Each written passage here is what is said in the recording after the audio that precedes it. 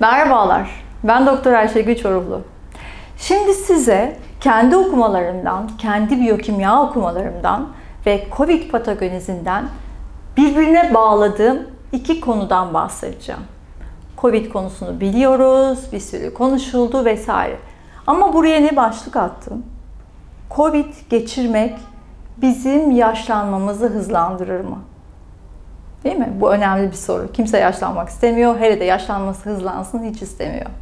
Bunu anlamak için nasıl düşünmemiz gerekiyor? Herhangi bir hekim veya medikal konularla biraz ilgili biri şöyle diyecektir. Tabii ki bütün hastalıklar yaşlanmayı o dönem için hızlandırır. Çünkü hastalığın kendisi bir inflamasyondur, işte bir sürü olaylar oluyor, immün sistem savaşıyor falan filan. Bunlar zaten yaşlılık paketidir. Ki doğru. Herhangi bir inflamatör hastalığımız olduğunda bile aslında yaşlanma sürecimiz hızlanıyor demektir. Yani bir hücre hastaysa zaten o genç değildir mantığında veya bir hastalık anında hücrelerde bir sistem normalin dışıysa zaten o da bir hızlandırılmış hücresel düzeyde bir yaşlandırmadır mantığında. Buraya kadar tartışılacak hiçbir şey yok. Bu tamamdır. Fakat COVID özelinde noktayı nasıl diyeyim dikkati çekmek istediğim bir noktayı eklemek istiyorum. Yine konuya bağlayabilmek için. Acaba normal hastalıklardan daha mı fazla yaşlandırıyor? Ya da niye öyle olsun? Yani ne olabilir bunun sebebi diye bunu konuşmak istiyorum. Şimdi, öncelikle 1,5 yıldır, 2 yıldır televizyonlardan duyduğumuz basit matematikle başlıyoruz. Hepiniz şunu tanıyorsunuz değil mi? Bu bizim işte klasik virüsün girdiği reseptörümüz. ACE'yi de öğrendik, onun ACE2 olduğunu da öğrendik, virüsün oradan girdiğini de öğrendik. Bu reseptörün işte akciğerde, gözde, üst solunum yolu enfeksiyonda, bağırsaklarda, damarlarda, vücudun bir sürü yerinde angiotensin 2 reseptörü olduğunu öğrendik. Dolayısıyla onun olduğu her yerlerin virüsün girebileceği yer olduğunu öğrendik. Hatta aşılarla yapılmak istenen de işte bunun buraya bağlanmasın diye biz virüs için antikor yapalım ve virüsün ACE2'ye bağlanacağı yere biz bağlanalım. Mantığıyla aşılar yapılmaya çalıştığını öğrendik. Yani hep böyle bir reseptöre bağlanmasın, oraya gitmesin falan filan. Tamam, bunları biliyoruz. Şimdi biz hiç şunu sorgulamadık. Yani sorgulanıyorsa da az konuşuluyor. Ben başından beri çevirip benzer konuşmayı yapıyorum. Madem virüs ACE2'den giriyor, bizim virüsü unut. Ben Ayşegül olarak ACE2'm yokmuş benim, hiç çalışmıyormuş. İşte Ahmet'in de ACE2'si herkes gibiymiş.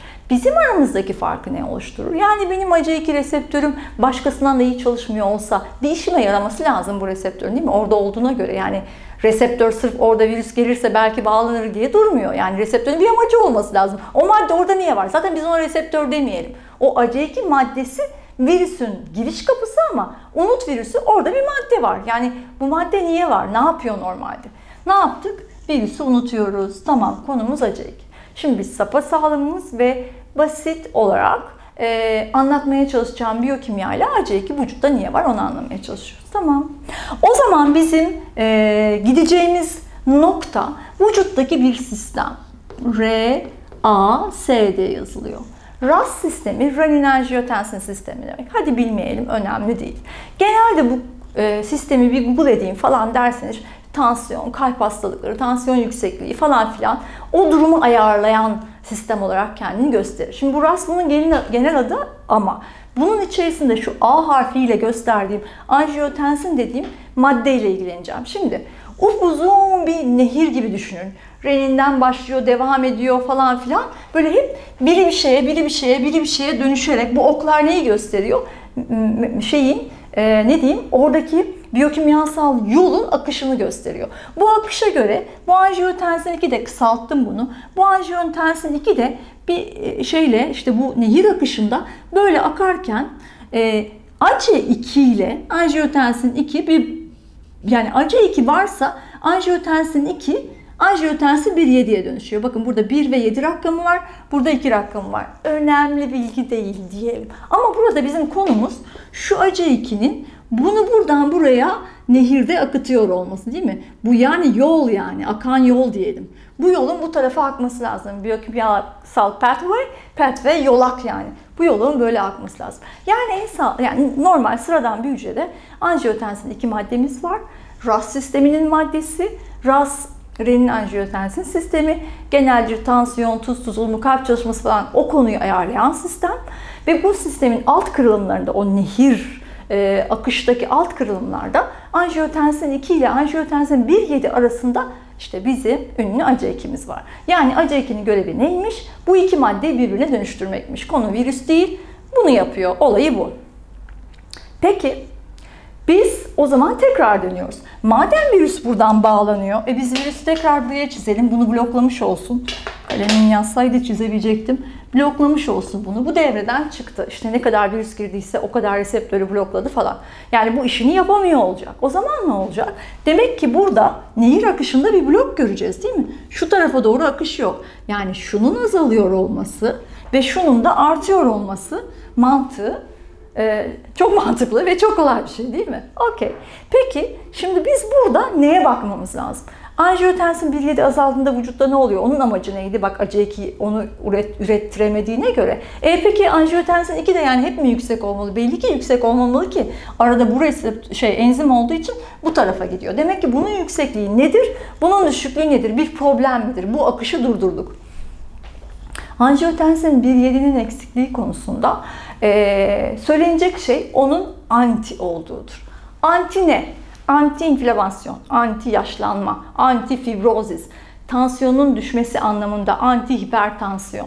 Bütün iyi olma halleri anti ile ilgili anti durumu ve angiotensin 1,7'nin yaptığı şey. Yani angiotensin 1,7 tansiyonu düşürür, fibrozu engeller, damarı korur, inflamasyonu azaltır. Bütün cici şeyleri bu yapar. Tamam mı?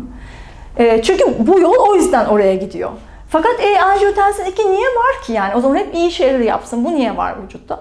Bunun amacı da şu. Yani bunun mevcut olmasının vücutta amacı. Bu bir acil durum sinyali.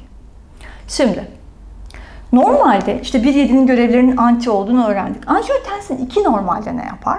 Şunu yapar. Bir acil durum olduğu zaman ne dedik? Kalple, tansiyonla, tuzla falan alakalı dedik değil mi en çok? Diyelim ki biz kaza geçirdik, şakır şakır kan kaybediyoruz.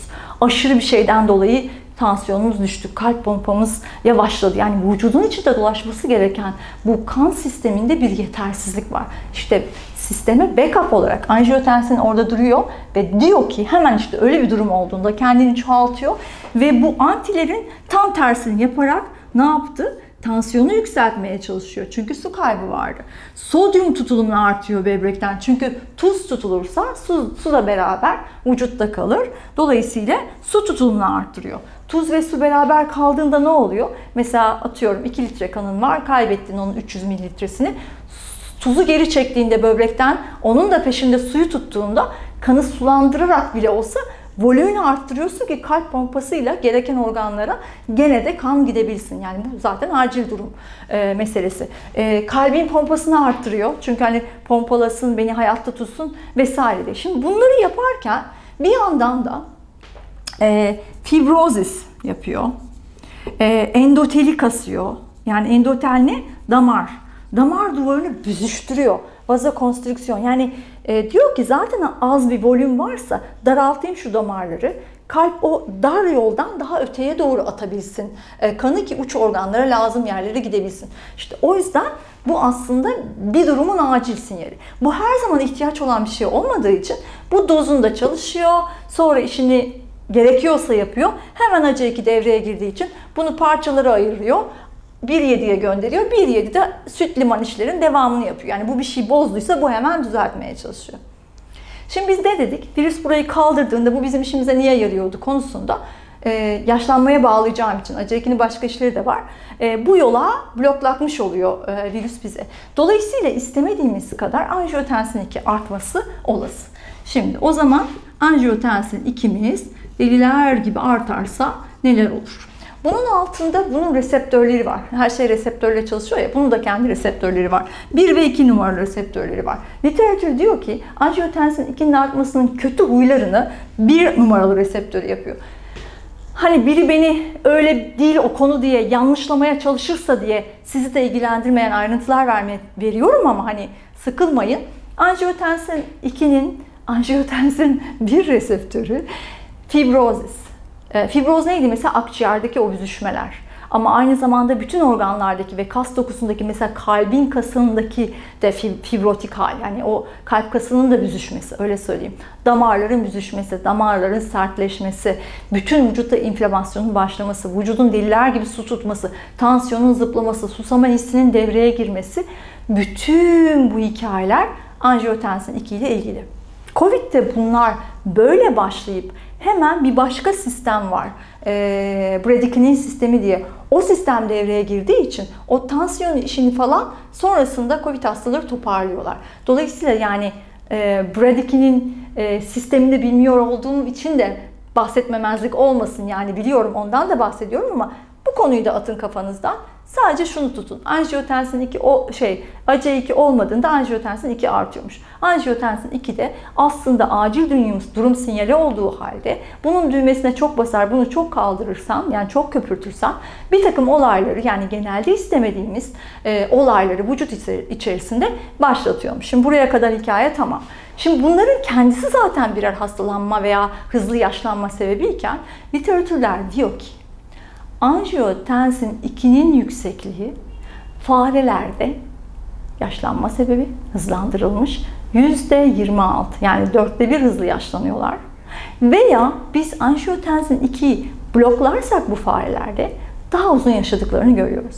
Ve biz Covid dünyası olmasaydı belki de dönüp bakmayacağımız bu angiotensin 2 konusuna bundan sonra bakarsak buradan bana göre bir anti-aging kapıda çıkabilir diye düşünüyorum. Çünkü Covid'in olup olmadığı her durumda bazı insanların angiotensin 2'leri diğerlerinden bir tık daha yüksekse onlarda bu tip hızlandırılmış yaşlanmaya dair ipuçlarını görmek mümkün.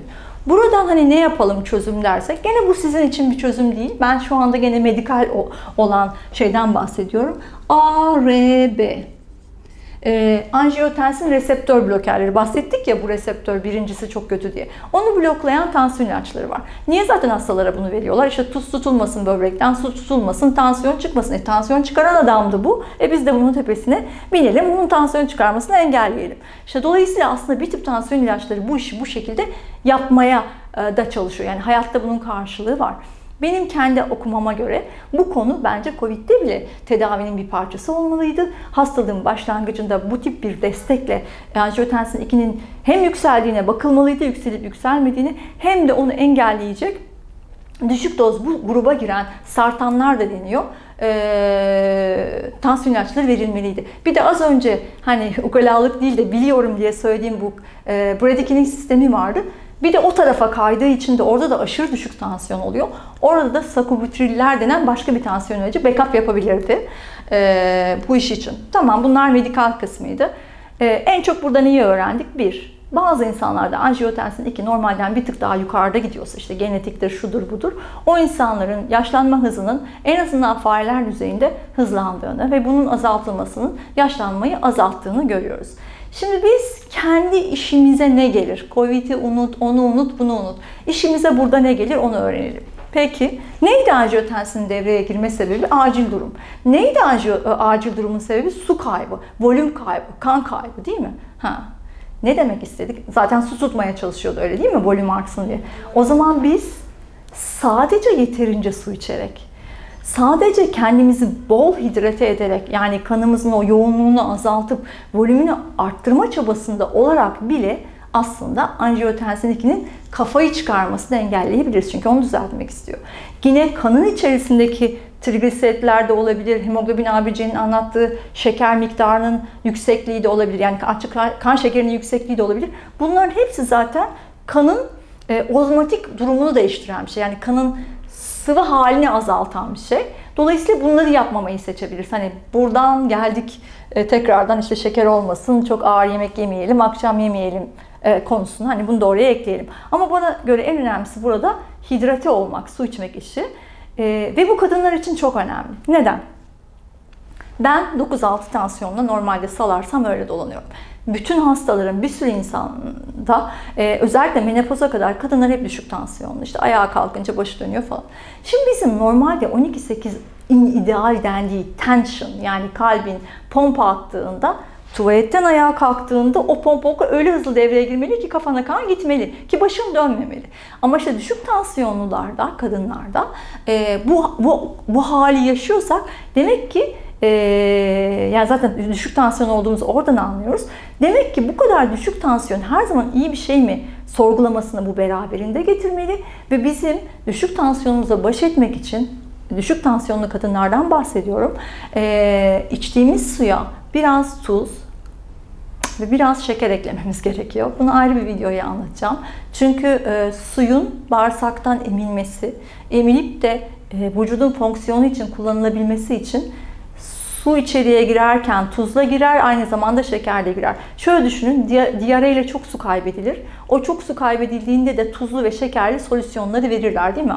Acil durum olarak. Onun gibi düşünün. Çok az şeker, çok az tuz. Ben onu her bardak sudan önce bir üzüm, bir zeytin derim. Yani biri tuzlu, doğal, biri şekerli. İçerek düşük tansiyonumla baş etmeye çalışıyorum. Bir tık daha onu yükseltmeye çalışıyorum. Neden? Çünkü ben 9-6 dolanırken ani ayağa kalktım, uykusuzdum, o gün az su içtim, az tuzlu yedim falan. 8-5 de olabilirim. Zaten kulaklarımın uğuldadığından anlıyorum. Ama sen anjiyotensin 2'nin 12-8 isterken 8-5'e izin vereceğini mi sanıyorsun? Kendini devreye çıkarıyor. Biz onu yükselmiş tansiyonumuz gibi algılamıyoruz. Çünkü zaten o kadar düşük ki hiçbir zaman tansiyon bunun yüzünden yükseliyor olmuyor. Ama gel gelelim başka ne işler yapıyordu? Damar büzüşmesi yapıyordu. İşte kaslarda fibrozis yapıyordu. Bütün inflamatuar yolaklara yol açıyordu. Bırak onu, yaşlanma hızını artırıyordu. Okey. Hani su içelim, suyla tansiyonumuzu yükseltelim, bununla öyle baş edelim dedim. İşte diyareyle, kusmayla, ishalle, terlemeyle çok su kaybediyorsak bunu daha çok yerine koyalım dedim. Boyunda, vücutta baroreseptörler var. Yani basınca göre tansiyon ölçtükleri için hani arada anlatırım, baş aşağı durmak şöyle iyidir. İşte yogada baş aşağı, kanepeden baş aşağı. Onlar da gene de vücutta su kaybı var. Tansiyon çok düşük, alarmını kapatabileceği için baroreseptörler deniyor. Barometre, basınçla. Dolayısıyla o da anjiyotensin 2'nin kafasını çıkarmasına engel olabilir diye söyleyebiliriz. Şimdi burada söylediklerimin %99'u literatür bilgisi. Bana yanılma ihtimalim olduğunu varsayacağınız kalan kısım COVID'de anjiyotensin 2'nin öncelikle başta kafasını çıkarıyor olması, ACE2 bloklandığı için. Dolayısıyla onu bloklayacak antihipertansif olarak normalde kullanılan ilaçların düşük dozunun hastalığın şiddetini azaltmak için kullanılabileceği burada dursun. Günlük hayatta bizim düşük tansiyonumuzun da bu tarafı belli belirsiz dürtmesinin işimize yaramadığı ve bunların hepsinin üstüne de bu maddeyle baş edecek bir madde bulursak, yani bunun dengesiz yükselmesini azaltabilecek veya sürekli şu akışı sağlam yapabilecek bir madde bulursak da fare çalışmalarında gördüğümüz üzere onların %25 arttırılmış hayatlarını, uzatılmış ömürlerinin bir iz düşümünü kendimize yapabilme ihtimalimiz. Bu da bence anti-aging konularının gelecekte bakılacak noktası olacak. Demek ki COVID yaşlanma hızımızı arttırır mı konusu? Evet, bir hastalık geçirdik. O yüzden de zaten normalden bir tık daha öte. Ve dikkat ederseniz işte saç dökülmesi, çabuk saç beyazlaması, eklem ağrıları, kas ağrıları, bunları insanlar yaşıyorlar. Tabii ki COVID sonrası otoimmün hastalıklar da artıyor. Bunu da başka bir mekanizmayla anlatırım. Bu da bir konu, çünkü otoimmün hastalıkta hastalıkları da yaşlandırır falan filan. Ama korkmamak için şöyle düşünelim. ACE2'ler serbestleştiğinde bu durum gidecek demektir. Yani hastalık süresince böyle olsak bile hastalığın o long COVID'deki iyileşme döneminde artık bu ACE2'lerimiz serbest kalacak. Bu mekanizma ise eğer bizim oradaki şikayetlerimizin bir kısmını oluşturan, bu mekanizma da kendince sakinleyecek. Ama biz bu süreçte ne yapabiliriz? Nasıl yaşlanmıyorduk iyi? İşte gene her yol Roma'ya geldik. İşte bitkisel beslen, iyi uyu, iyi oksijen al, işte merkezinde ol, işte vitamin D'dir, probiyotiktir, bazı supplementlarını, desteklerini kullanmayı eksik etme. Bu bilgileri de başka videolarda da dönüp dolaşıp anlattığım bu bilgileri de COVID geçirdim hikayesinden hemen sonra daha titiz olarak, ya bu COVID de belki de beni hızlı yaşlandırıyor, ben sırf COVID geçirdim diye normalden bir tık daha sağlıklı yeme, içme, uyuma, uyanma döngüme dikkat etmeliyim diye hani kulağınıza küpe yapabilirsiniz. Bilemiyorum, karışık oldu mu? Bu tip şeyler, ne diyeyim, algoritmaları kurunca, sonra bazen bir yerden bir yazı çıkıyor, işte New York Post'ta Covid geçirmek demansa yazabilir, işte zihnin yaşlanabilir diyor, öbürü başka bir şey söylüyor falan. Yani böyle bir toplandığı zaman yavaş yavaş bunların kokusu ortaya çıkmaya başlıyor. Ben o yüzden adı Covid olarak söylenmiş olsa bile bu şeyin, ACE2'nin bloklanıyor olmasının yaşlanmayı hızlandırmakla ilgili bir durum olarak yakında karşımıza çıkacağını ve bununla ilgili de çalışmaların çok daha yoğunlaşacağını görüyorum. Bu da bize Covid'in hediyesi olsun. Belki de yaşlanmayı yavaşlatacak bir tık daha bir şey bulabiliriz. Teşekkür ederim. İlgileniyorsanız, paylaşırsanız sevinirim.